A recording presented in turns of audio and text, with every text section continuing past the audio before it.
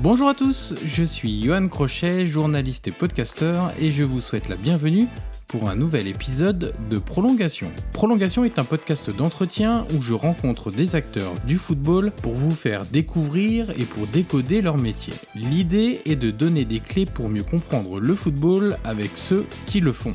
Vous aurez accès à des entretiens avec des entraîneurs, des joueurs, des préparateurs, des recruteurs, des formateurs et même des spécialistes de la nutrition et du sommeil. Une seule règle, on prend le temps, on écoute les invités et on réfléchit tous ensemble. D'ailleurs, si vous avez apprécié l'épisode à venir ou que vous avez apprécié les précédents, je vous encourage à mettre les 5 étoiles et laisser un commentaire sur Apple Podcast pour faire découvrir Prolongation au plus grand nombre. Aujourd'hui, je reçois François Duforez, fondateur de l'European Sleep Center et médecin du sport au Centre du sommeil et de la vigilance à l'Hôtel-Dieu de Paris. Avec lui, nous avons abordé l'importance du sommeil dans la performance des footballeurs. Nous avons évoqué l'impact d'un manque de sommeil, les différents perturbateurs comme les longs voyages, les retours tard dans la nuit, le stress, la luminosité, l'utilisation des écrans et bien d'autres. Nous sommes également revenus sur les actions à mettre en place pour limiter tous ces perturbateurs, du choix de la literie à l'environnement du dormeur, en passant par quelques trucs et astuces pour monsieur et madame tout le monde. Voilà pour le résumé, il est temps maintenant de laisser la place à cette conversation avec François Duforez.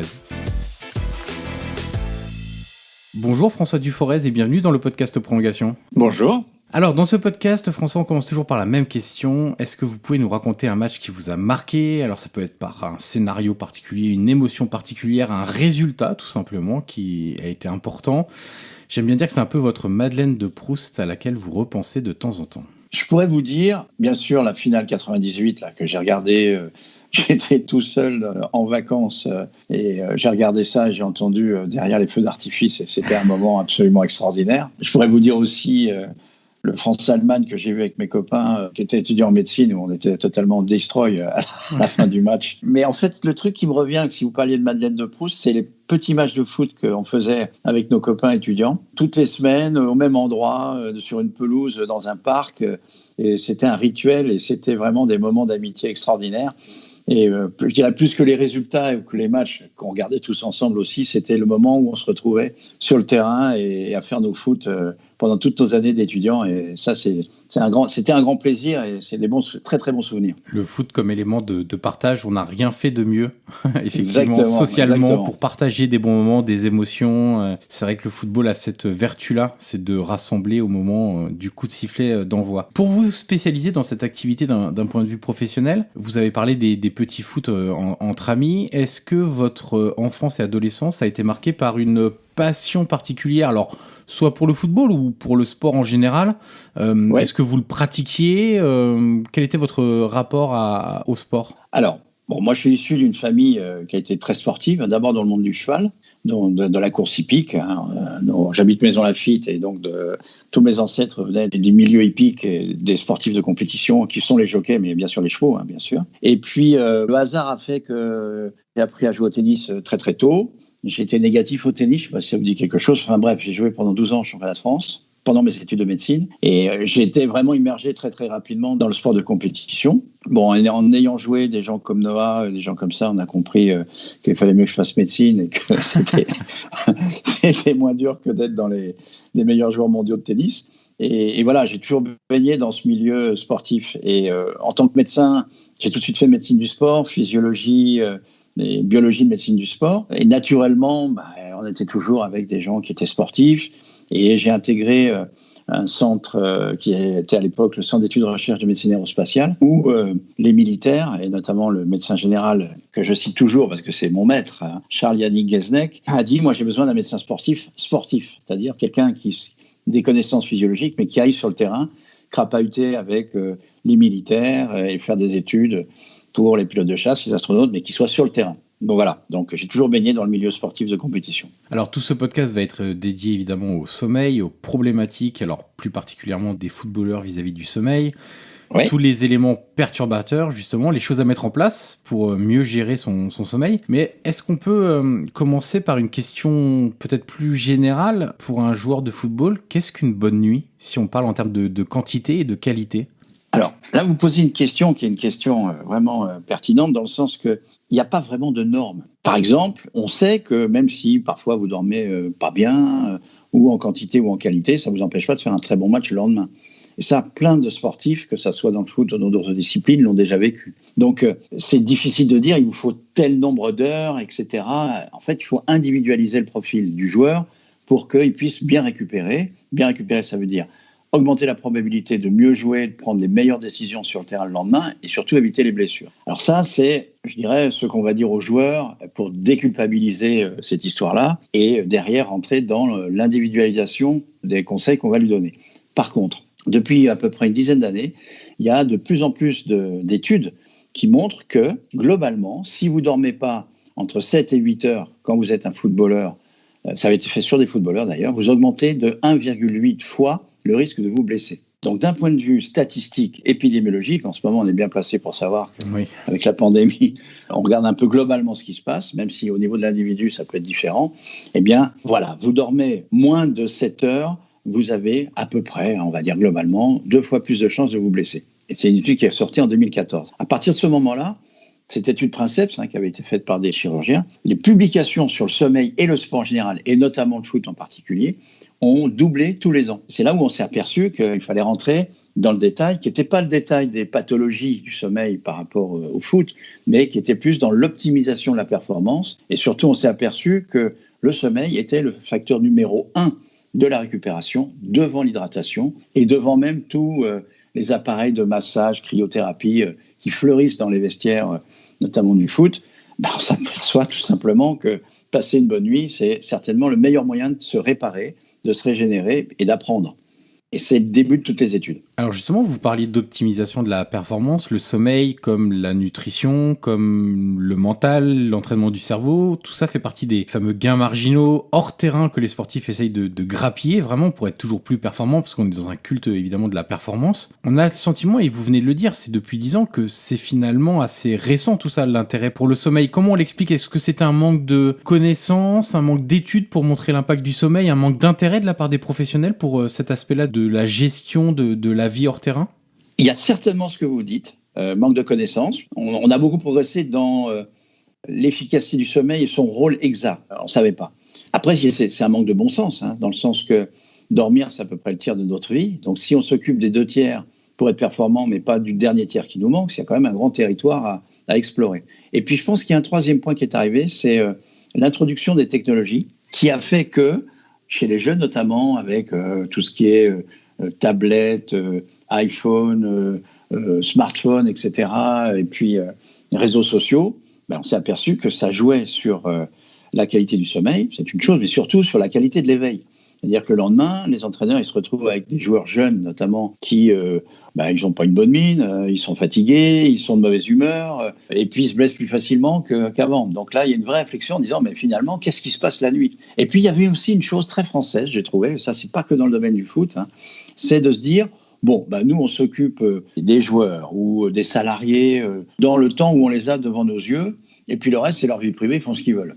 Sauf qu'il y a un Giroud qui, à l'époque, avec le bon sens, s'est dit, mais attendez, moi, je les entraîne et on s'occupe d'eux pendant le jour, et qu'est-ce qu'ils nous font la nuit ? Ils vont dans les boîtes de nuit et ils font n'importe quoi. Donc, c'est lui le premier qui s'est aperçu quand même qu'il fallait peut-être vérifier ce qui se passait, et que tout l'entraînement, le jour qui se faisait, pouvait être détruit, parce que la nuit, c'était pas toujours ce qui se passait qui était de bonne qualité pour la récupération.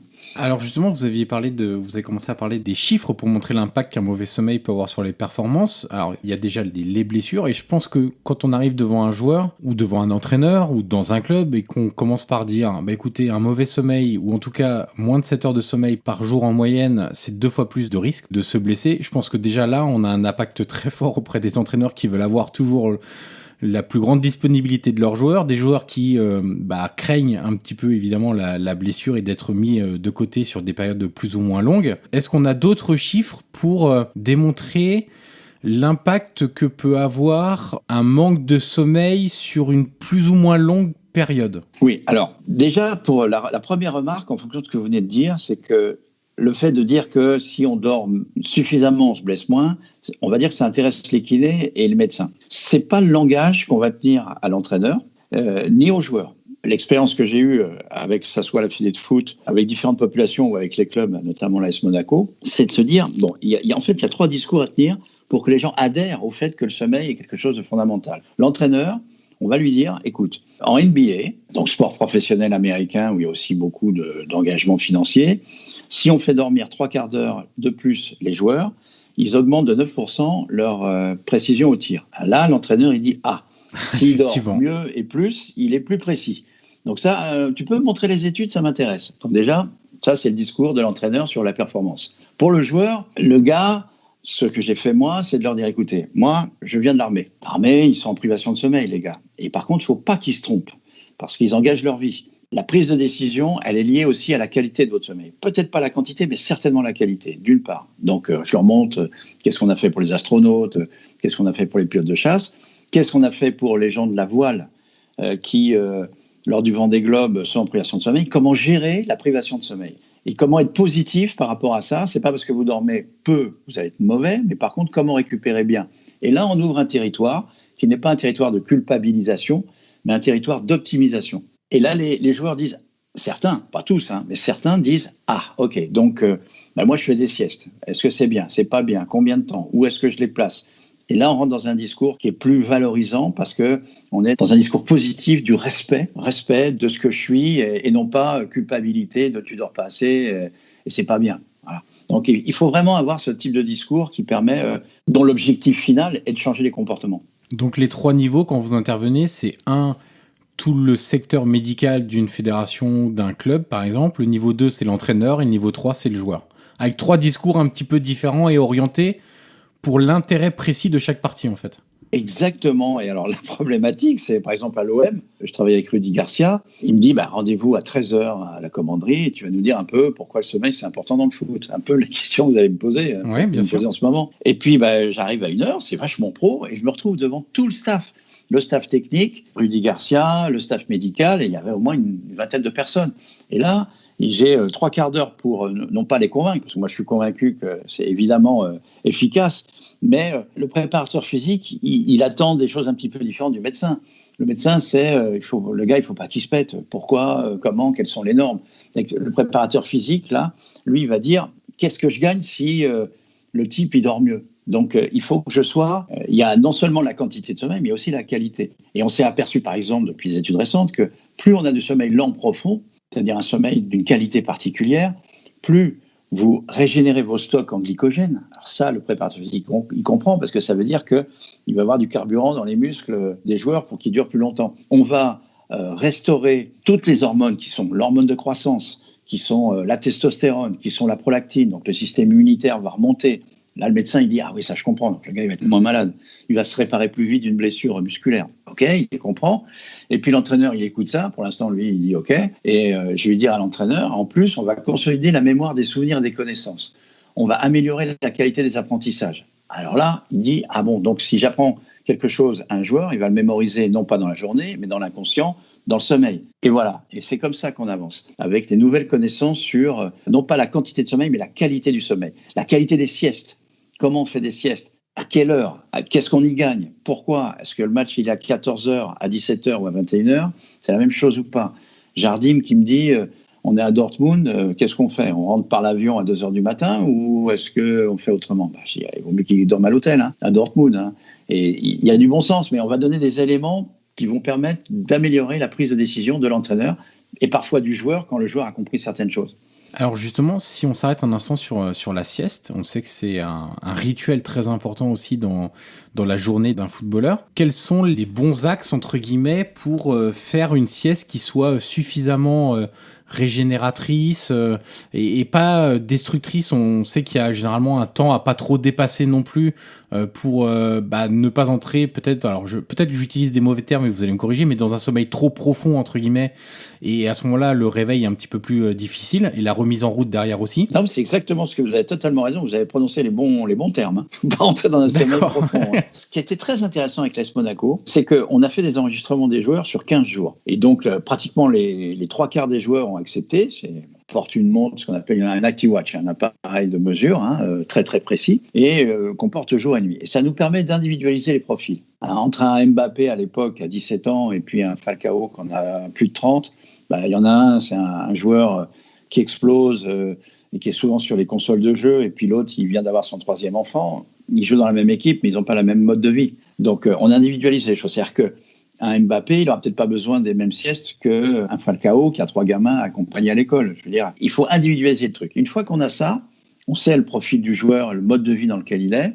On va dire, bon, OK, maintenant, est-ce que tu fais la sieste ou pas ? Après, ils vont dire oui, combien de temps, à quelle heure, en fonction du match.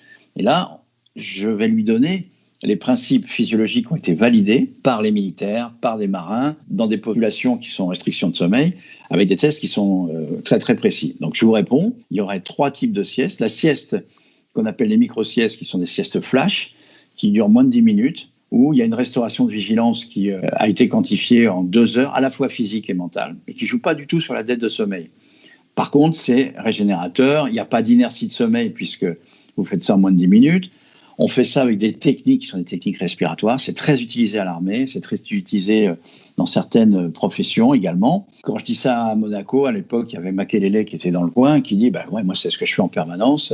Tout le monde se moquait de moi en disant que je faisais que dormir, parce que je faisais des petites siestes qui duraient moins de 10 minutes, sauf que j'ai été beaucoup moins blessé et que j'ai fait une super carrière. Donc là, on l'écoute, parce que le type, il a déjà compris des choses. Après, il y a la sieste que font ce qu'on appelle, nous, la sieste des navigateurs. Donc les gens, et là, elle est très efficace, pour d'autres raisons, entre 10 minutes et 40 minutes, en moyenne. Et ça, c'est généralement fait dans des heures chronobiologiques entre 13 heures et 16-17 heures. Pas plus que derrière, après, ça peut créer d'autres soucis. Mais pour un joueur de foot qui joue à 21 heures, c'est pas idiot du tout, puisque lui, il va être au travail à 21 heures. Et donc ça, c'est des siestes qui durent en moyenne 10-40 minutes, mais il y en a qui font 24, d'autres qui font 17, d'autres qui font 12, d'autres qui font 33. Cette sieste, elle est programmable. Le cerveau a cette capacité extraordinaire de dire, moi, je me sens bien avec une sieste de 17 minutes. Et puis, à répétition, avec l'entraînement, ça dure à peu près toujours 17 minutes. Et là, on va restaurer un petit peu de dette de sommeil et surtout la mémoire de travail. C'est la mémoire vive qui permet aux joueurs de reproduire des séquences rapidement en automatique, donc de libérer finalement du neurone pour voir un peu ce qui se passe à côté. Ça, c'est très, très intéressant. Mais si vous dépassez ces 40 minutes en gros, c'est exactement ce que vous dites, vous allez rentrer dans un sommeil qui est un sommeil plus profond. Et là, il est plus difficile d'en sortir. Ça s'appelle l'inertie du sommeil, c'est très désagréable. Quand on est entre les deux, eh bien, les gens se sentent pas très bien et ils ont encore en plus envie de dormir et ça va pas du tout. Et d'ailleurs, je me permets de vous couper, c'est quelque chose qu'on peut ressentir nous. C'est-à-dire que nous, même, il n'y a pas forcément besoin d'être sportif, c'est que quand nous, on fait une sieste d'1 heure, 1 heure et demie, par exemple l'été, pour X ou Y raison, effectivement, sur l'instant, on se dit ça va nous faire du bien, mais en fait, une fois qu'on sort de ce moment-là, on n'est pas si bien que ça. On n'est pas si bien que ça. Exactement, ce que je vous dis, c'est lié à l'être humain. C'est pas lié au domaine sportif, c'est vraiment lié à notre physiologie. Ce que font la plupart des joueurs de foot, et je dirais plutôt les jeunes, ils vont payer une dette de sommeil intuitivement, parce que généralement, ils sont en dette de sommeil pour X raisons. Et le fait d'être en dette de sommeil, on peut la payer par des siestes plus longues. Mais ces siestes plus longues, il faut que ça fasse un cycle de sommeil entier. Un cycle de sommeil entier, ça correspond à du sommeil superficiel, du sommeil léger, qui est déjà réparateur d'une certaine manière, mais en termes de relaxation, qui comprend du sommeil lent profond, qui est le sommeil vraiment où là, si on sort du sommeil lent profond, directement, on n'est pas bien, mais qui va aussi avoir ce qu'on appelle du sommeil paradoxal, le sommeil du rêve, où là, le cerveau est très actif. Et quand on fait un cycle entier, on va sortir de ce cycle en étant efficace, potentiellement efficient. Et là, c'est là où l'individualisation a son rôle. Si on veut optimiser vraiment d'une manière très pertinente, on peut dire aux joueurs, c'est 1h30. Sauf que chez certains, c'est 1h15 et chez d'autres, c'est 1h15. C'est une moyenne, 1h30. Et donc, il y a des joueurs, je me souviens très bien, qu'on dit, attendez, nous, on veut savoir la durée de notre cycle. Et on est tombé sur un joueur qui avait un cycle d'1h15 et l'autre d'1h45, justement. Et donc, la préconisation de la sieste pour un joueur, la sieste royale, c'est ce qu'ils font pour récupérer la dette de sommeil parce qu'il y a du sommeil lent profond. Ce jour-là, c'était 1h15 et on lui dit, mets une alarme et tu vas te réveiller au bout d'1h15 et tu vas être frais. Et l'autre, on lui a dit, oui, mais toi, c'est pas assez. Si tu es au bout d'1h15, tu vas pas être bien. Donc, ça va être 1h03. Après, les joueurs font ce qu'ils veulent, mais ils sont pas idiots. D'abord, le fait de nous demander d'aller plus loin, c'est qu'il y a une vraie réflexion là-dessus. Et puis ensuite, ils vont contrôler, mesurer, et puis ils vont nous dire ouais, je me sens mieux, c'est efficace, et ainsi de suite. Mais en gros, pour réfusionner, c'est 3 siestes. Micro-sieste, moins de 10 minutes. La sieste du navigateur, qui est une sieste vraiment efficace, entre 10 minutes et 40 minutes. Et ce que nous, on appelle la sieste royale, qui dure 1h30. Et j'ai vu des footballeurs faire 3 heures de sieste. Parce qu'ils étaient tellement en défi de sommeil, ils font 2 cycles. Ils font 2 fois 1h30. Mais ça, ils le font pas les jours de match. C'est-à-dire que le match, quand il est à 14h, c'est un problème. Ils le font pas. Et à 21h, il y en avait qui le faisaient. Entre 13h et 16h. Ça va, le match est dans 5 heures après. Et d'ailleurs, quand on demande aux joueurs l'heure de match qu'ils préfèrent, pratiquement tous les jeunes vous disent 21h. Alors que d'autres, c'est 17h. Or, on sait chronobiologiquement, c'est à 17h qu'a priori les gens sont les plus performants. Mais si vous faites une sieste de 3 heures avant, le réveil musculaire, il va être un peu compliqué. Parce que vous n'avez pas le temps. Vous avez parlé tout à l'heure de techniques de respiration pour notamment réussir à s'endormir, parce qu'on sait que c'est aussi un souci, c'est-à-dire que on peut très bien se dire je vais faire une micro-sieste de 10 minutes. Pour se réveiller, il faut mettre une alarme, mais le problème c'est que je sais pas quand je vais m'endormir, parce que parfois c'est quasiment instinctif, ça peut être du 5-10 minutes, et parfois vous pouvez mettre une demi-heure, il suffit que vous ayez quelque chose en tête, des pensées, un peu de stress, etc. Du coup, les techniques de respiration, alors ça peut être de simples techniques de respiration, j'imagine qu'il peut y avoir de la sophrologie, ce genre de choses-là, doivent permettre de se détendre, de, entre guillemets, faire le vide, de se vider la tête, de pouvoir réussir à s'endormir beaucoup plus rapidement que quand on ne fait pas cette technique-là. Et là, du coup, c'est difficile de quantifier sa sieste, parce que quand mettre le réveil, si on se dit, ça va être une sieste d'un quart d'heure, je le mets dans 20 minutes, parce que je vais peut-être m'endormir dans 5 minutes. Mais en fait, si je m'endors au bout d'un quart d'heure, le réveil va sonner au bout de 5 minutes et ce sera pas vraiment une sieste. Alors, je vais répondre à votre question, parce que c'est une très bonne question. La plupart des gens, et c'est ce que vous venez de me dire, pensent qu'il faut dormir pour faire la sieste. Et en fait, on prend le sujet dans l'autre sens, c'est-à-dire que, en fait, c'est pas le problème. L'important est de respirer d'une certaine manière, de fermer les yeux. Point. Si vous avez l'impression de ne pas dormir, c'est pas grave. Peut-être que vous êtes en sommeil de stade 1 sans vous en rendre compte. C'est laisser faire le cerveau ce dont il a besoin pour aller le chercher. Parce que vous avez raison. Les gens ils disent attendez, mais j'arrive pas à faire ça parce que j'arrive pas à m'endormir. Ou alors si je m'endors, il va falloir 10 minutes, mais si la sieste est de 10 minutes, le temps que je m'endorme, après la sieste elle est finie. Et donc on retourne le problème en leur disant c'est pas un problème. Fermez les yeux, respirez, mettez 10 minutes, et de toute manière, le cerveau, il est intelligent. Il va aller chercher ce dont il a besoin. Si vous avez une anxiété pré-compétitive, parce que c'est ça aussi, c'est les gens disent pourvu que j'arrive à m'endormir. Déjà, ne pensez pas qu'il faut s'endormir, fermez les yeux, respirez, et vous verrez ce qui se passera. Laissez faire. C'est des processus automatiques. Le cerveau va aller chercher ce dont il a besoin. Voilà. Et si vous vous endormez pas, mais c'est pas grave. Et je vous donne une anecdote. On a une journaliste de M6 comme ça qui nous dit votre truc, moi, c'est bidon, j'y crois pas, là, j'arrive pas à faire la sieste, j'arrive pas à m'endormir. Je dis ok. Il était 15h, on lui a branché des électrodes, on lui a dit vous fermez les yeux. La pièce, c'était une pièce normale. Fermez les yeux, vous êtes allongé, vous respirez tranquillement, ce qu'on appelle une respiration carrée. Vous commencez par un truc conscient. Je souffle pendant 4 secondes, j'inspire pas pendant 4, j'inspire pendant 4, et j'inspire pas pendant 4. Je dessine un carré, ça dure 16 secondes. D'accord. Et puis après, on vous laisse, vous faites ce que vous voulez. Bon, un quart d'heure après, on revient, il me dit j'ai pas dormi. Je dis ok, on prend l'électroencéphalogramme, on regarde, en 16 secondes, son rythme, ce qu'on appelle le rythme bêta, c'est-à-dire le rythme de l'éveil, s'était transformé en un rythme alpha, qui est un rythme de relaxation, et les ondes cérébrales commençaient à diminuer. C'est-à-dire qu'en 7 minutes, le type était rentré d'abord en rythme alpha en 16 secondes, un rythme de relaxation, et ensuite dans un rythme stade 1 de sommeil superficiel. Je dis, monsieur, vous avez dormi? Mais je ne m'en suis pas aperçu. Je dis, tant mieux. Mais en attendant, le cerveau, il s'est nettoyé. Il a commencé à réinitialiser ce qu'on appelle, nous, les réseaux neuronaux, c'est-à-dire la facilité, la plasticité du cerveau à finalement aller chercher les bonnes informations et bien les stocker. Il avait déjà fait son boulot. Donc, je crois qu'il faut faire confiance aux gens. Il y a des gens qui ont cette caractéristique de s'endormir tout de suite, d'autres qui ont l'impression de ne pas s'endormir, d'autres qui ont des pensées qui tournent en boucle. Ça arrive. Et il y en a beaucoup.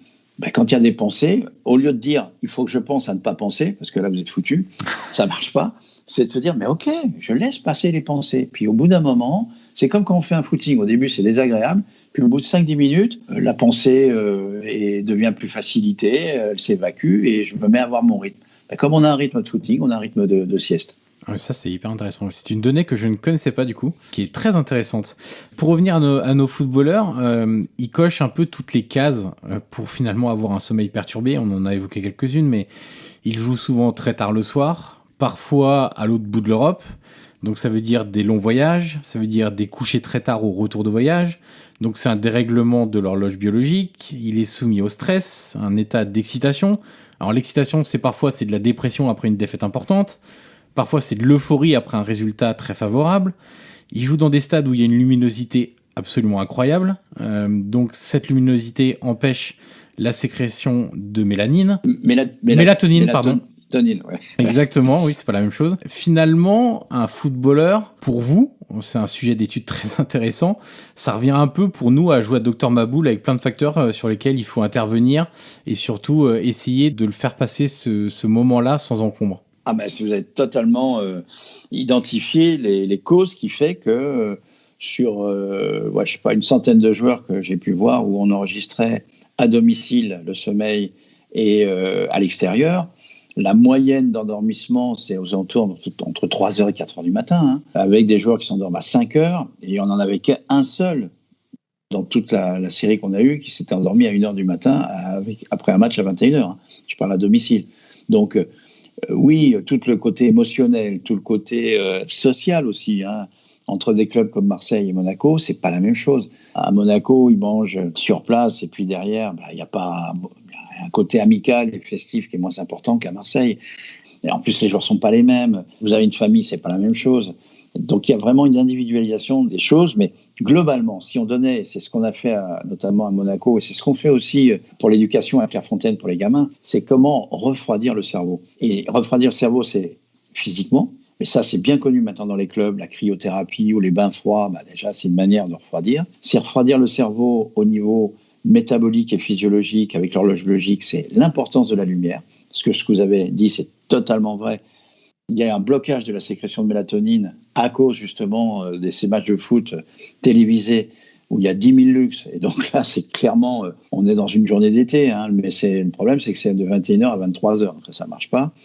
Et donc il faut, avec certains types de lumière, remettre l'horloge biologique en marche, hein, la resynchroniser parce qu'elle est totalement désynchronisée. Après, il y a le côté émotionnel. Et là, il y a un effet générationnel. C'est-à-dire que les réseaux sociaux, vous êtes insultés ou au contraire glorifiés en fonction du match que vous avez fait, il y a des joueurs que ça impacte parce qu'ils le regardent et ça impacte aussi leur chronobiologie. Hein.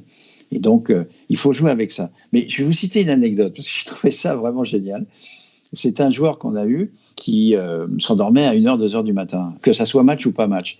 Et donc, évidemment, je vois l'enregistrement et je lui demande, mais qu'est-ce qui ne va pas ? Il me dit, voilà, moi, j'ai un coup de téléphone toujours à 1h du matin.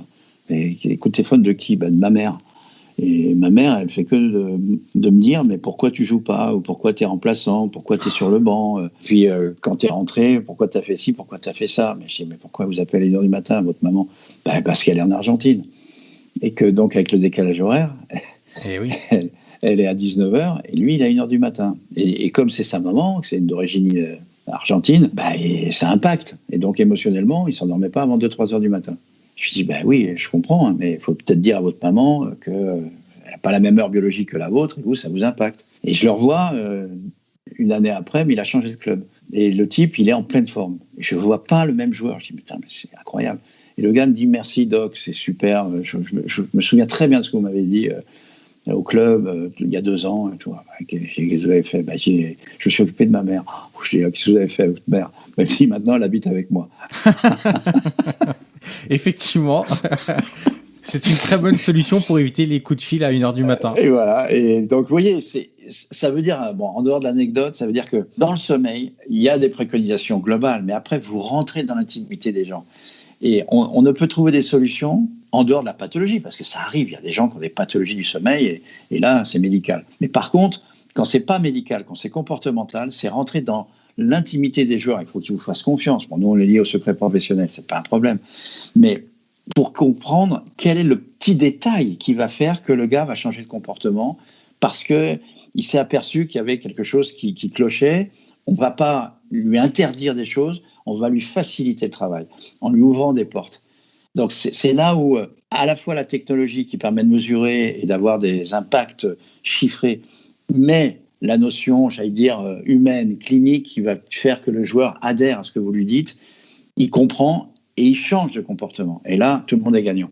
Alors on va égrener un petit peu les différents facteurs, rentrer un petit peu en détail sur chacun d'entre eux. On va partir large et resserrer un petit peu au fur et à mesure. Le premier, c'est l'heure de coucher. Vous évoquiez tout à l'heure le cas de Monaco quand ils avaient joué à Dortmund et le fait de rester sur place pour se coucher finalement aussi plus tôt pour éviter aussi un sommeil morcelé, parce que quand on rentre de Dortmund ou d'ailleurs, peu importe, quand on a 1 heure, 2 heures, 3 heures de vol, il y a des joueurs qui commencent aussi leur cycle de sommeil, pour certains, dans l'avion. Et puis ensuite, il faut réussir à reprendre la voiture pour rentrer chez soi et ensuite se recoucher et donc réentamer un nouveau cycle de sommeil. Est-ce que finalement, alors c'est parfois peut-être un peu difficile à mettre en place pour que ça devienne systématique, c'est-à-dire que tous les matchs à l'extérieur, au moins en Coupe d'Europe, on reste sur place et on rentre finalement que le lendemain après-midi, par exemple, avec un petit décrassage le matin à l'hôtel, etc. Est-ce que ça serait pas finalement la meilleure solution pour que les footballeurs récupèrent mieux de leurs efforts intenses de la veille? C'est typiquement ce qu'à Monaco, Jardim nous avait demandé, en disant est-ce que j'ai des éléments de décision qui vont me permettre de dire, voilà, je décale l'entraînement vers l'après-midi. Et ça, c'est une ouverture qui permet, de bon sens, qui permet de dire, voilà, nous, on vous amène des éléments, après, vous faites ce que vous voulez, mais il est plus normal que les gens dorment dans un lit, parce que si vous dormez dans un lit, généralement des hôtels qui sont des hôtels de bonne qualité, le sommeil lent profond, qui est le sommeil réparateur, régénérateur, vraiment le sommeil de base, peut s'exprimer. Tandis que si vous dormez dans l'avion, vous êtes assis, il y a du bruit, le sommeil, c'est un sommeil superficiel qui sera de moins bonne qualité. Voilà. Après, parfois on se heurte à des choses en disant oui, mais nous, dans le passé, on faisait comme ça. Et il y a des principes que vous parliez de décrassage. Il faut faire le décrassage. C'est le décrassage de quoi? Déjà, il y a de vraies questions à se poser. C'est un peu comme dans le monde du cheval, on dit, tiens, les chevaux, ils doivent s'entraîner à 5 heures du matin.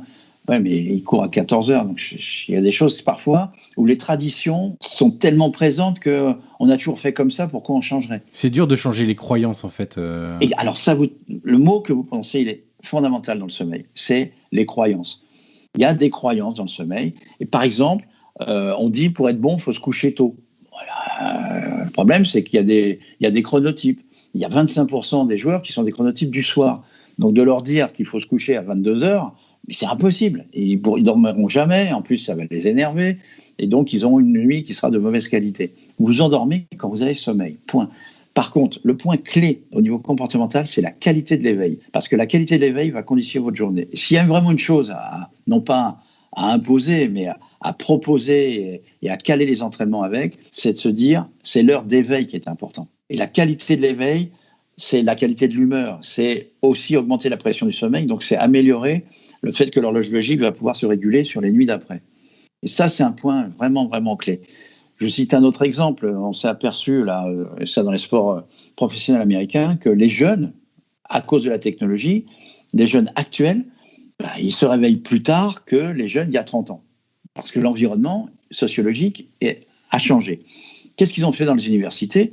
Ils se sont aperçus, plutôt que de mettre des cours à 8 heures, où il y avait la moitié des jeunes qui étaient là et les autres moitiés, elles dormaient, c'est de mettre les cours à 10 heures. Et là, ils ont eu une efficacité bien plus importante. En France, vous dites, mais non, mais c'est pas possible, ils ont qu'à se lever plus tôt, c'est comme ça, on va pas changer comme ça. C'est une question de volonté, blablabla. Si on veut, il faut faire des efforts. Voilà, exactement. L'avenir appartient à ceux qui se lèvent tôt. Ok, Einstein, il dormait 14 heures par jour, je veux dire, donc c'est peut-être pas idiot quand même. Voilà, il y a beaucoup de croyances. Après, le point clé si on veut aller très très loin dans l'optimisation, c'est quel type de dormeur êtes-vous? Est-ce que vous êtes un court dormeur, un moyen dormeur, un long dormeur? Un court dormeur, c'est 6 heures, un long dormeur, c'est 9 heures. Les gars, c'est une courbe de Gauss, tout le monde n'est pas à 7-8 heures. Et puis, vous êtes du matin, de l'après-midi ou du soir, enfin, de intermédiaire ou du soir. Et donc là, les courts dormeurs du matin, dans la vie sociale, sont plutôt avantagés. Ils s'endorment à minuit, ils se réveillent à 6 heures, ils sont en pleine forme. Bon, les joueurs de foot, ils sont quand même beaucoup plus, c'est des jeunes, souvent des jeunes adultes, plutôt du soir. Avec une autre problématique qu'on a, nous, et qu'on a identifiée, c'est que souvent des gens qui ont des enfants tôt. Et là, si on ne les a pas prévenus que l'horloge biologique du gamin qui du nourrisson, c'est une horloge logique qui obéit à des rythmes qui sont autour d'une heure et demie, ça va leur faire drôle. Hein. Et on a souvent des joueurs qui, célibataires, ont un mode de fonctionnement où ils récupèrent pas mal, mais quand un gamin arrive, là, c'est plus la même chose. Hein, parce que comment on anticipe le fait qu'un petit nourrisson, toutes les heures et demie, il va pleurer, qu'est-ce qui se lève, la maman, le papa, comment ça s'organise. On a pas mal de joueurs qui, à ce moment-là, commencent à avoir des humeurs un petit peu labiles, on va dire. J'ai oublié de faire la précision, et je pense que c'est important, parce qu'on a beaucoup parlé de sommeil superficiel, de sommeil profond. Est-ce qu'on peut faire un point rapide sur les différents cycles de sommeil, et en termes de quantité notamment, pour que les gens se rendent compte à partir de quel moment on entre dans un sommeil profond, combien de temps ça dure, etc.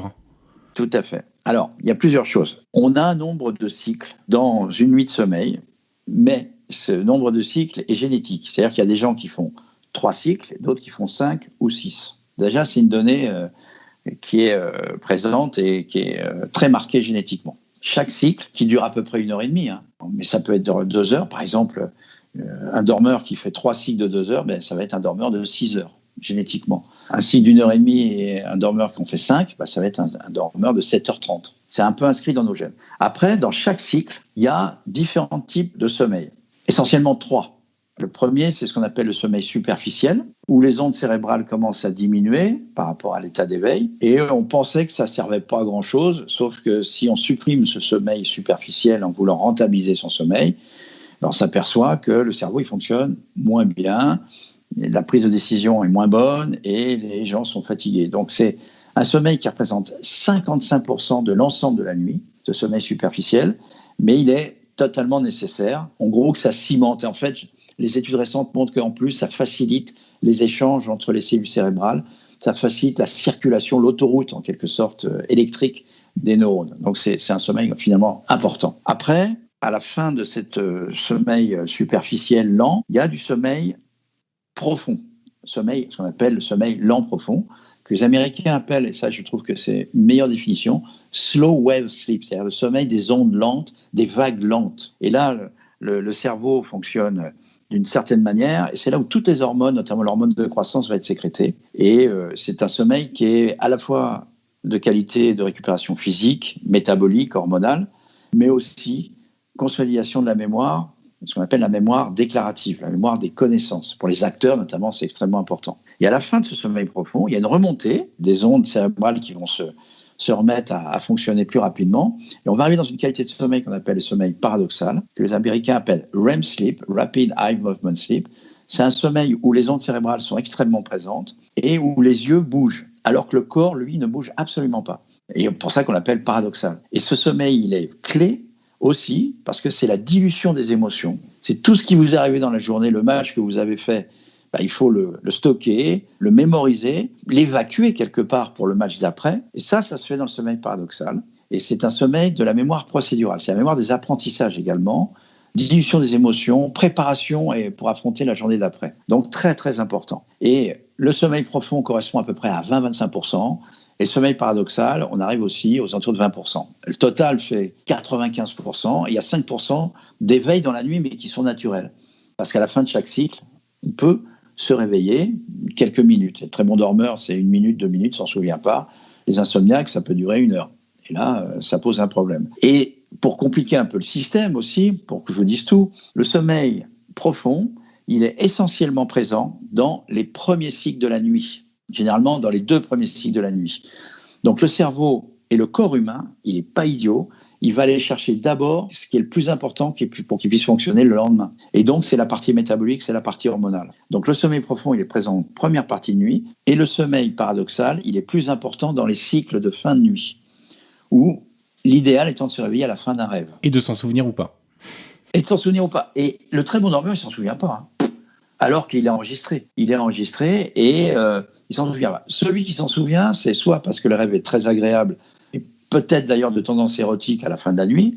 Donc ça, généralement, on s'en souvient si c'est agréable, bien sûr. Si vous ne le mémorisez pas, il s'efface très vite, au bout d'un quart d'heure. Mais parfois, ça peut rester. Et puis, sinon, il y a le rêve qui est désagréable, c'est le cauchemar. Et là, parce qu'on a évacué un trop-plein d'émotions. C'est intéressant de demander au joueur, justement, s'il a du rêve, S'il n'en a pas, s'il s'en souvient pas, c'est pas grave. Ça veut dire qu'au contraire, il est peut-être tout à fait bien cohérent. Puis il y en a d'autres qui vous disent des choses. C'est là où vous apprenez quand même que il y a un joueur, il y a 10 ans, il y a un cambrioleur qui est rentré dans sa maison et que il s'en souvient, et que ça revient dans des rêves. Donc c'est des choses qui, d'un point de vue psychologique, il faut parvenir à évacuer, parce que parfois ça peut perturber le sommeil. Ces rêves qui sont des rêves de type récurrent, qui sont liés à des stress post-traumatiques. Ça peut arriver. Ça, c'est par l'interrogatoire que vous pouvez rentrer là-dedans. Voilà. Et donc, en gros, c'est ça. Si vous avez 20-25% de sommeil profond, c'est top. 20% de sommeil paradoxal, c'est super. Le reste, c'est du sommeil superficiel. Et puis, un dormeur à 95% d'efficacité, c'est ça. D'accord, ok.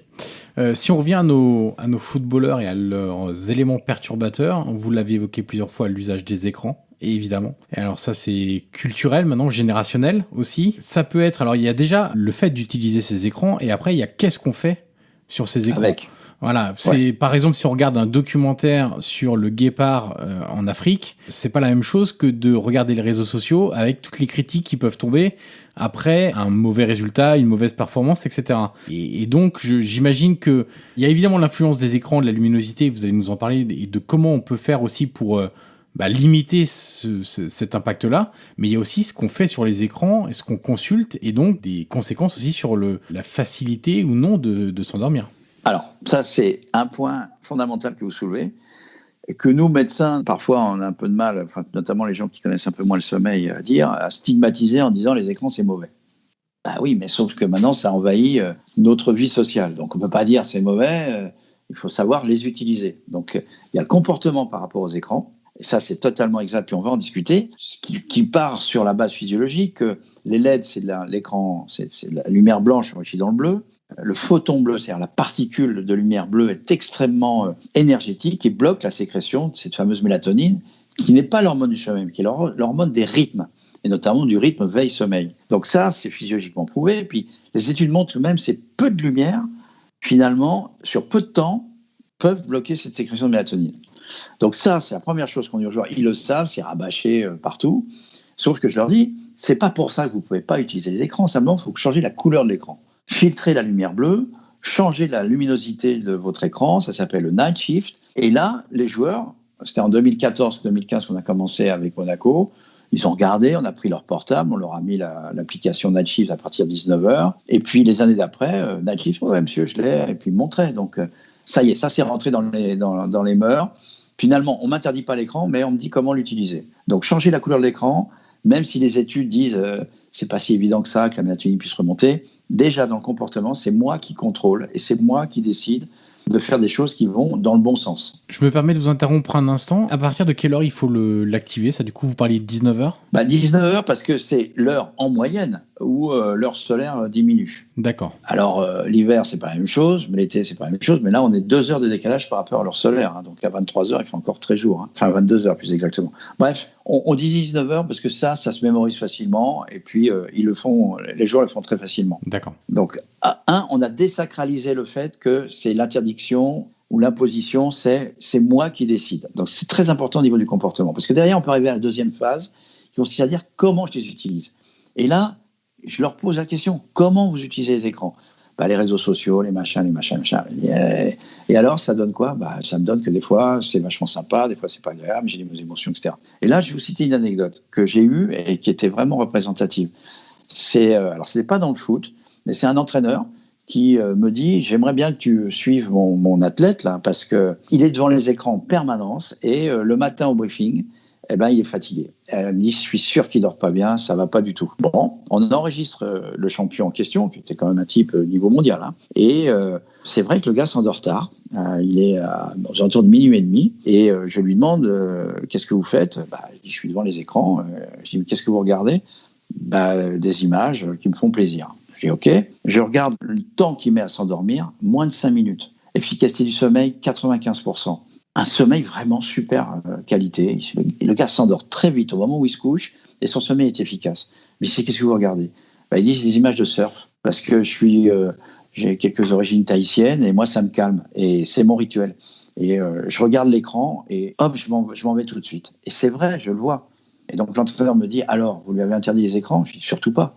Ce type, il s'endort avec les écrans parce que c'est son rituel et c'est ça qui fait que le gars, il a 95% d'efficacité, il s'endort en moins de 5 minutes. Je dis maintenant, votre briefing, au lieu de le mettre à 8 heures, vous le mettez à 9 heures parce que votre gars, c'est un long dormeur du soir. Donc, vous lui mettez un briefing au moment où, chronobiologiquement, il est en sommeil paradoxal, il n'est pas bon. Et du coup, vous parliez de rituel, c'est aussi un élément, la routine d'endormissement. C'est clé. C'est à la fois la rituel d'endormissement, mais c'est aussi la rituel de l'éveil. Ce qui se passe avec la pandémie, très intéressant, parce que les premiers qui m'ont appelé, quand ça commençait à pas aller, c'est les footballeurs, en disant « Moi, j'arrive pas à m'endormir à 3-4 heures du matin », parce qu'ils ont perdu leur rituel. La préparation du match, c'est un rituel. Le match, c'en est un. Le fait d'être massé derrière, d'avoir la douche, les bains froids, le repas d'après-match, c'est des rituels. Tout ça, ça a disparu, parce qu'il n'y avait plus rien. Et donc, la perte des rituels, du soir, mais aussi du matin, les repères sociaux, le fait de voir des gens, le fait de sortir pour aller au restaurant, tout ça a disparu en quelques mois. Et tous ces rituels-là, on s'est aperçu qu'ils étaient hyper nécessaires pour finalement canaliser les moments où je dois m'endormir et les moments où je dois me réveiller. L'horloge biologique a totalement été perturbée. Alors, les écrans, c'est aussi, donc on l'a évoqué, le phénomène de night shift, donc c'est pour baisser la luminosité. Enfin, c'est pas totalement pour la baisser, mais c'est pour passer sur d'autres. Pour la changer. Voilà, exactement, d'autres. Alors, je sais pas le terme technique, mais d'autres. Longueur d'onde. Voilà, longueur d'onde. Voilà, exactement. J'avais parlé avec Philippe Kuentz, l'ancien médecin de l'AS Monaco, qui m'avait d'ailleurs parlé de votre collaboration. Des actions qu'on pouvait mettre en place dès la fin du match pour, au-delà même des écrans, hein, parce que on en parlait tout à l'heure, mais quand vous êtes sur la pelouse, il y a des projecteurs très puissants. Et lui, il disait que une des premières actions mises en place, c'était aussi de réduire la luminosité dans le vestiaire d'après-match. Exactement. C'est-à-dire commencer à calmer tout le monde. Refroidir le cerveau. Et là, on le refroidit par la lumière. Et c'était marrant d'ailleurs, parce que quand on a un œil neuf, qu'on arrive dans un vestiaire où on vous montre les bains froids, super. Il y a des bains froids, mais la lumière qui est au-dessus des bains froids est une lumière extrêmement énergétique. C'est une lumière blanche enrichie dans le bleu. Donc il y a une incohérence, c'est-à-dire que le corps se refroidit, mais le cerveau, il est encore stimulé.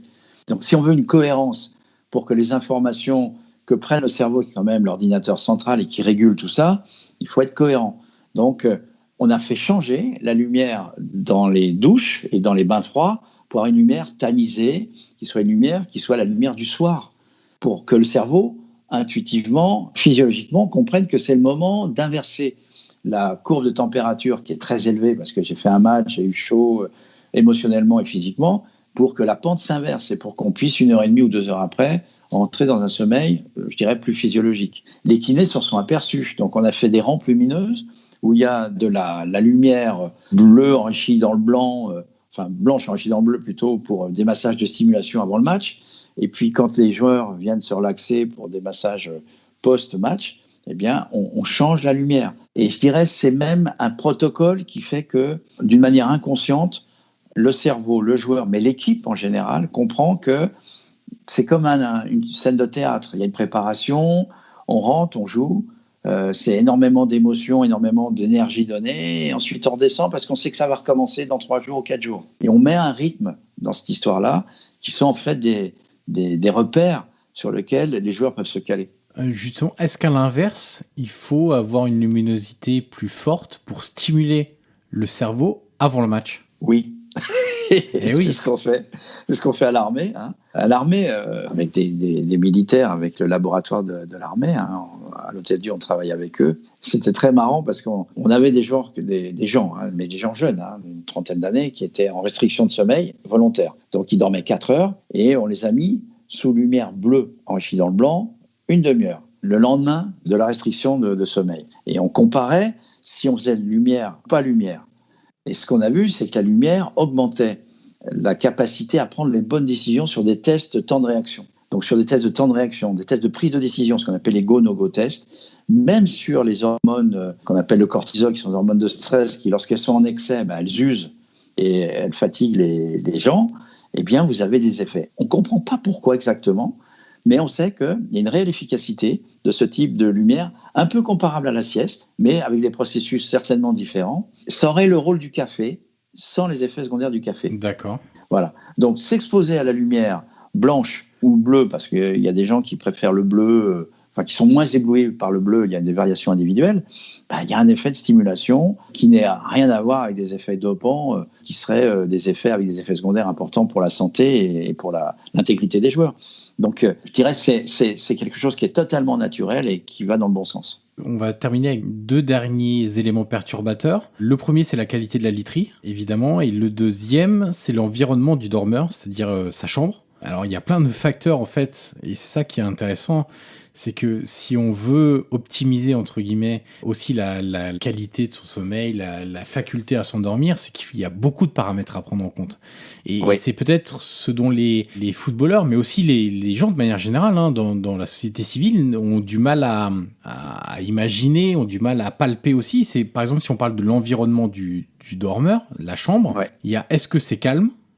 Est-ce que la température n'est pas trop élevée ? Parce que la température aussi a une vraie incidence sur le sommeil. Est-ce qu'il y a un enfant qui dort dans la chambre avec les parents, si on est parent ?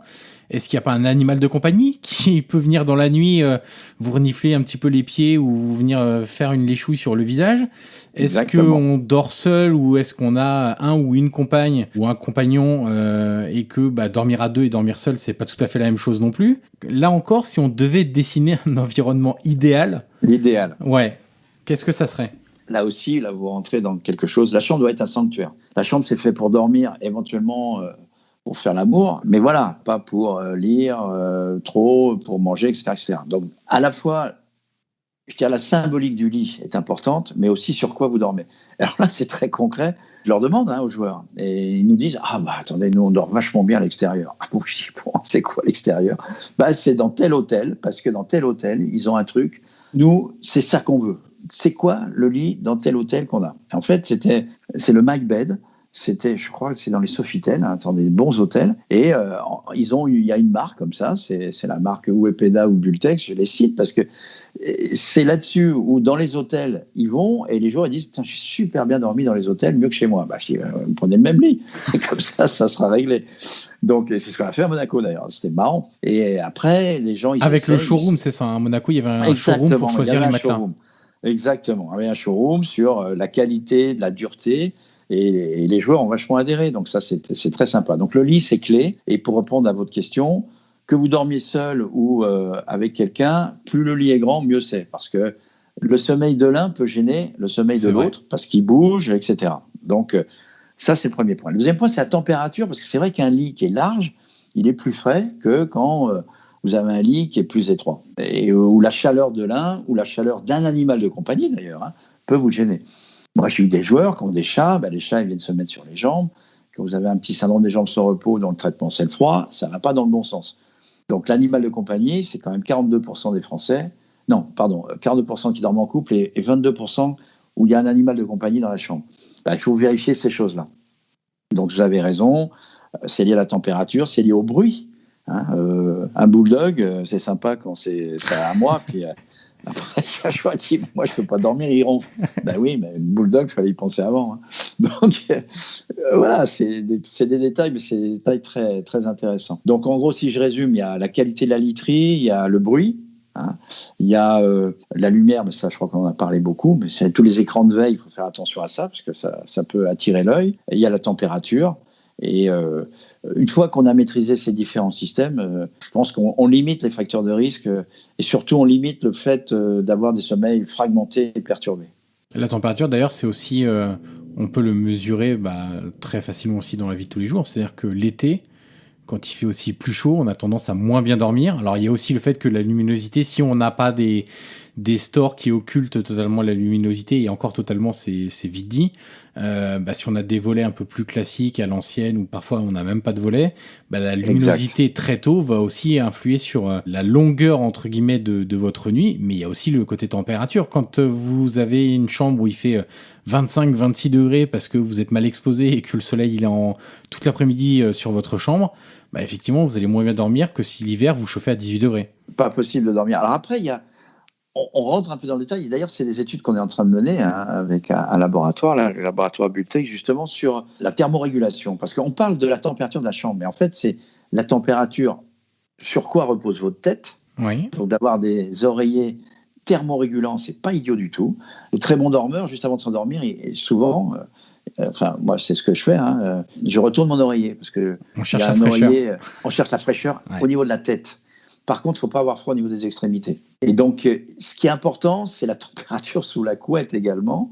Et quelques études ont montré que 26-27, ce n'était pas idiot sous la couette au niveau des extrémités. Par contre, la tête doit être à l'extérieur et à une température de la chambre qui doit être à 18. Donc, on peut commencer à affiner ces choses-là et on montre qu'on ne dort pas de la même manière, ça c'est clair. Avec vos échanges, avec tout ce que vous avez mis en place dans différents clubs, fédérations, à titre individuel avec des sportifs, élargissons même pas seulement les footballeurs, est-ce que vous avez le sentiment que ces sportifs, que les clubs, les fédérations, les instances, les dirigeants, les staffs, bref, tout l'univers, tous les acteurs du sport sont de plus en plus sensibles à cette notion de l'importance de la qualité du sommeil dans la performance?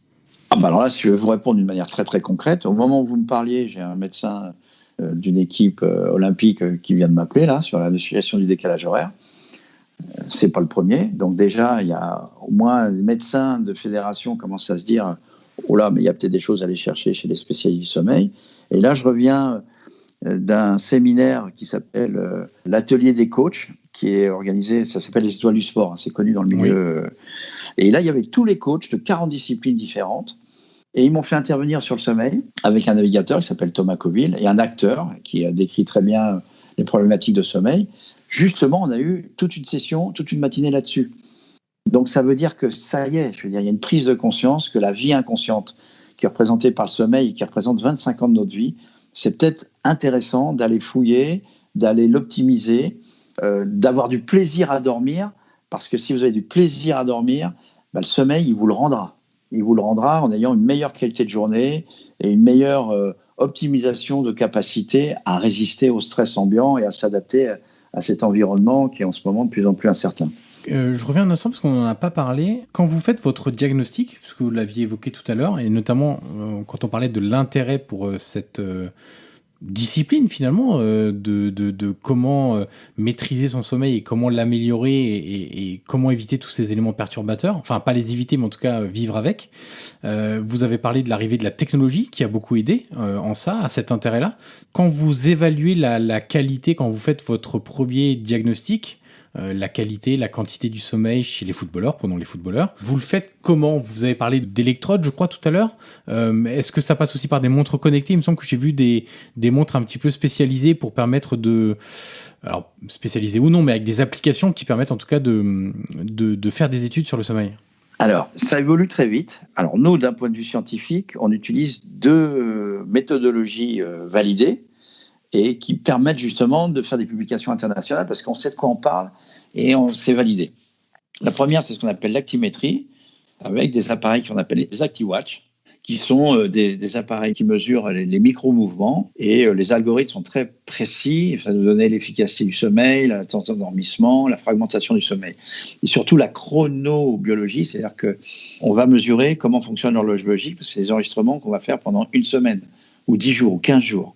Voilà, donc ça, c'est la première méthode qui a utilisé. Les pionniers là-dedans, c'est les Australiens qui ont fait énormément d'études parce qu'eux, ils avaient le problème de ce pays-continent où, entre Perth et Brisbane, il y a quelques éléments de décalage horaire. Donc, l'actimétrie est vraiment, à l'INSEP, on utilise énormément ça parce que c'est pas trop contraignant, c'est une montre connectée. La deuxième méthode, c'est ce qu'on appelle la polysonographie.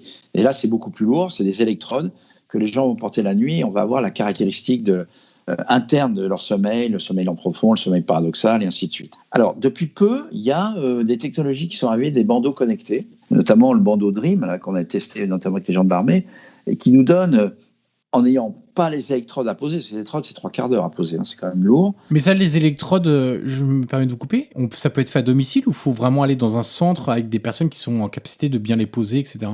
Je vous répondrai en disant, plus c'est fait à domicile par des gens qui viennent, qui sont aptes à les poser, meilleur c'est.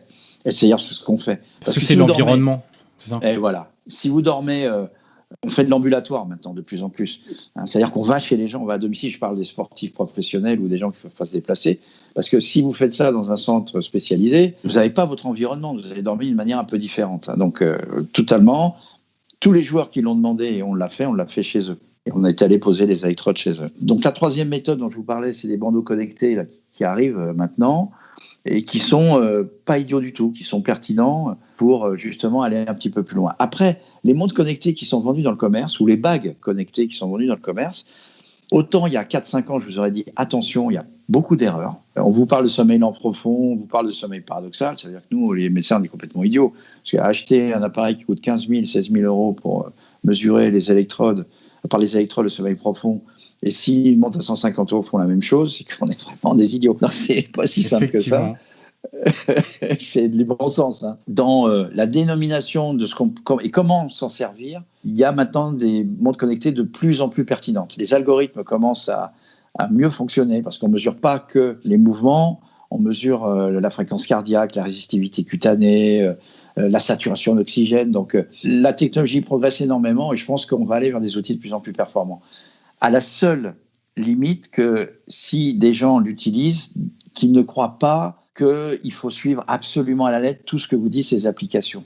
On crée un autre problème qu'on appelle l'orthosomnie. Il y a des gens voulant être tellement parfaits, des perfectionnistes, que finalement, ils n'y arrivent jamais et que ça les frustre et qu'ils créent leur propre trouble du sommeil. On a ça dans la nutrition. Les gens, ils sont tellement obsédés par la nutrition qu'ils se créent des pathologies nutritionnelles. C'est absolument incroyable, mais attention à ça. Je veux dire, il faut laisser quand même l'inconscient fonctionner et les montres connectées doivent être un outil intéressant en termes de dialogue aussi avec éventuellement un spécialiste pour mieux comprendre, mais certainement pas un diktat. Effectivement, c'est un diagnostic et ensuite peut-être se rapprocher aussi de personnes spécialisées pour comprendre ce qu'on a relevé et mettre en place des actions pour essayer d'améliorer soit son endormissement. Voilà, exactement. On va retrouver des pathologies, hein, parce qu'il faut savoir quand même que génétiquement, il y a des gens qui ont ce qu'on appelle les syndromes des jambes sans repos, c'est-à-dire qu'ils bougent la nuit. Les jambes, ça fatigue, c'est des crampes, on ne sait pas ce que c'est. Et ça, c'est entre 2 et 6%. On en a trouvé chez les footballeurs. Hein. On a trouvé des gens qui ronflent aussi. Et ça, c'est ce qu'on appelle les apnées squelettiques. Ce n'est pas parce qu'ils sont gros, c'est parce que la forme de la mâchoire fait que l'air, quand ils sont couchés, ne passe pas bien. Et donc, sur un groupe de 20, on a toujours 2 ou 3 qui ont ce type de réflexion. Donc là, on peut améliorer les choses. C'est pas de la pathologie, mais on n'est pas dans l'optimisation, on est dans régler un problème. Hein. Alors là, on a beaucoup parlé de sportifs professionnels, de clubs professionnels. Il y a dans les auditeurs et auditrices de ce podcast beaucoup d'éducateurs amateurs qui nous écoutent, mais aussi de simples passionnés de football, c'est-à-dire des jeunes, des adolescents ou des jeunes adultes qui évoluent à un niveau amateur et qui voudraient aussi chercher à améliorer un petit peu ce qu'ils peuvent améliorer pour être un petit peu plus performant, sans avoir évidemment les moyens des clubs professionnels. Quels conseils, si on faisait une sorte de résumé global, vous pourriez donner à ces personnes si elles voulaient optimiser la qualité de leur sommeil? Alors on a parlé de la luminosité, donc peut-être déjà aussi dans son environnement, dans la chambre, mais peut-être aussi dans le salon, à partir d'une certaine heure, peut-être ne plus mettre le plafonnier, mais des lumières connexes, je sais pas, qui sont pas directes et qui sont un peu moins fortes, déjà aussi, avant l'endormissement, ça peut être une première chose? Oui, si on veut globaliser ça, c'est retrouver le bon sens. Le bon sens qui consiste à avoir du plaisir à s'endormir, du plaisir à se réveiller et le plaisir à bien fonctionner dans la journée. S'il y a vraiment quelque chose à mettre en place, ces notions de rituel, ces notions d'exposition à la lumière le jour, parce que nous sommes une espèce diurne et dans nos gènes, eh bien, on est actif quand il fait beau, quand c'est dehors, et quand la nuit arrive, eh bien, c'est du plaisir à repartir pour la journée d'après. Ça, c'est le principe global. Après, c'est mettre en place toutes ces actions concrètes et tous ces comportements pour que ça aille dans ce sens-là. C'est mettre en place des sas de pression et de décompression. La problématique de la technologie, c'est qu'on ferme un ordinateur, on ferme un portable et c'est terminé. Mais le cerveau humain, il ne fonctionne pas comme ça.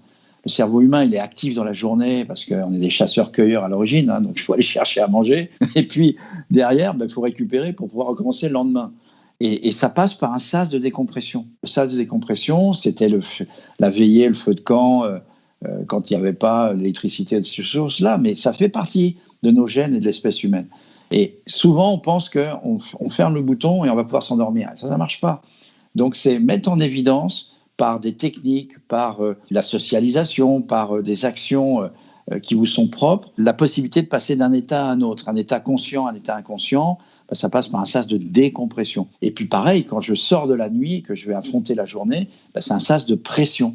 Ce n'est pas des choses négatives, mais ça rythme la vie, ça règle votre horloge biologique et surtout, ça vous fait fonctionner avec l'ensemble des gens qui sont autour de vous. Et parmi les actions, donc, essayer de refroidir le cerveau le soir avant de s'endormir. Et de le réchauffer le matin. Peut-être progressivement, pour pas risquer le burn-out du cerveau non plus. Mais oui, exactement. Et ça veut dire, bon, je vous donne un petit truc, mais c'est marrant parce que les joueurs apprécient ça, mais tout le monde en général, c'est que ça soit un éveil de qualité. Une des premières choses que je fais quand je demande aux gens, c'est qu'est-ce qui vous réveille ? Ils disent c'est le portable. Je dis, votre portable, vous pouvez me montrer votre sonnerie ? Et là, j'entends des trucs de robots, j'ai des trucs, mais vraiment, j'aurais pas envie de me faire réveiller comme ça, moi.